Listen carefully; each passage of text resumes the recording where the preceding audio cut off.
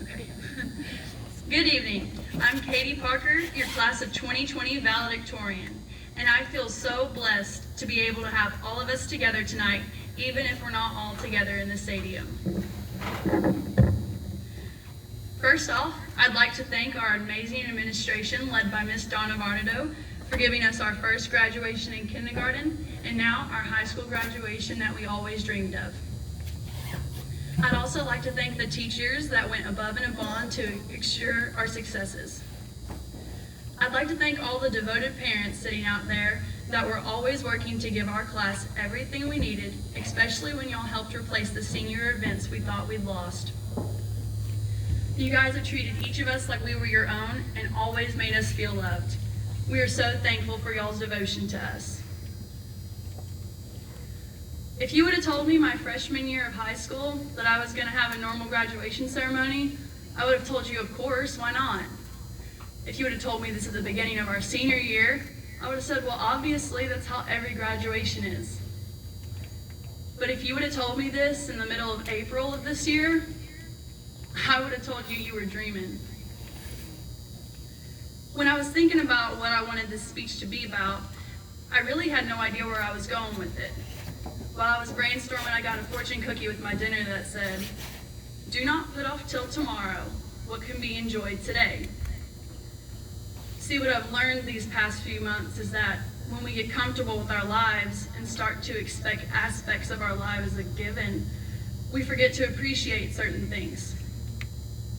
There's been times when I've thought back on moments in my life and I've thought, I wish I would have enjoyed that day more, or I should have spent more time with this person or that person, or this, that, and so much more. I don't want to take things for granted anymore, and I hope you guys don't either. I hate that something this consuming had to shake me up to realize that not everything that is expected will be granted. We aren't guaranteed a single thing in this life, so let's be thankful for all of our experiences and live as though nothing is promised. I'm going to switch gears now. I once heard a quote from Michael Jordan. A reporter was asking him about how he'd feel if he missed a game-winning shot or something like that. His answer was, "Why would I worry about a shot I haven't taken yet?" Think about that. When you're approaching a situation or a goal with the idea that you can fail, that'll only have you focusing on the possibility of failure. When I got my class rank back freshman year, I was 4th. Was I bummed? Heck yeah. But was I motivated? Of course. The worst thing for me to do in that situation would be to think about all the failures that could happen from it. Instead, I thought about what good could come out of this. I had room to improve. I had a chance to better myself. At this point in our lives, we probably have more goals now than we ever will. One just probably popped into your head. Don't put those off. Don't think about what could go wrong or what might get in your way. Some goals might seem pretty far-fetched, but that doesn't mean they're unreachable. To accomplish your goals, you're going to need some certain characteristics. Think about 4 that stick out to y'all. For me, it's drive, optimism, integrity, and courage. Now think about a chair. Stay with me. It's got 4 legs. Take away one of those legs. The chair is going to be wobbly, but it can still stand. Now take away another leg. The chair is going to fall over. You cannot fully serve your purpose if you don't have a strong set of core values that make you the person you are. If there's something that's keeping you from exemplifying those traits, then it might be time to say goodbye to it.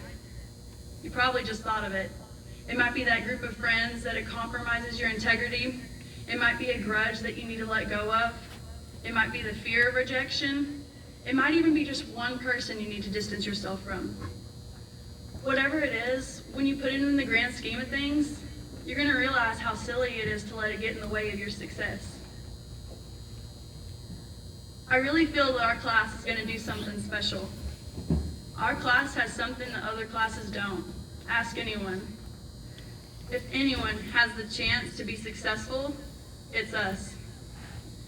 We've experienced so much growing up together, from kindergarten graduation turkey trots, field trips, wildcat corral, field day, readathons, junior high dances, surviving Miss Snow's class, singing the school song with Coach Isaac in the gym every morning, our first time on the court, the track, or the field, August two-a-days, meet the Wildcats, Friday nights, bus rides, Carl Zeus with Coach Shipman, meals at the crawfish stand, Mr. Hedrick's class, I know y'all remember that one, watching Selena with Miss Marsh, listening to Mr. Mitchell drumming on his desk, getting our class rings, our senior nights, getting our caps and gowns, finding out that our last year together ended in March, way before it was supposed to.